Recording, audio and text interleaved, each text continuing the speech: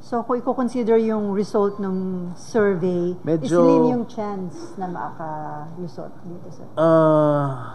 Mabigat. Talagang dadaan sa butas ng karayom. I will just explain my position why I am against the divorce bill. Simple lang yan. I am a devout Catholic. I was educated from a Catholic school, a Jesuit-educated school. And I adhere to the teachings of our Catholic Church. Period. Yun lang yung sa akin.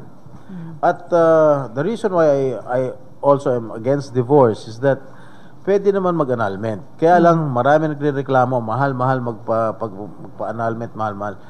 Di gawa na lang tayo ng batas para mapadali ang annulment. Para mas mura para sa ating mga kababayan at expedite yung mga annulment cases. Yun lang naman yung sa akin. Na-discuss niyo ba, sir, kay Senator Tolentino, kasi siya na yung Committee on Rules, kung ano yung plano dun sa nakapending na bill? Hindi masyado. Hindi kami masyadong nag-uusap tungkol sa divorce bill. Because si Senator Tolentino is also against. SP Cheese is also against. SP Subiri is also against. Na marami naman against sa divorce bill. Sa change of leadership, unahin namin yung mga priority bills. So, yung comment po, sir, na yung divorce bill naman, kahit may divorce bill o walang divorce bill, hindi naman makakatulong sa kumakalam na tiyan yan.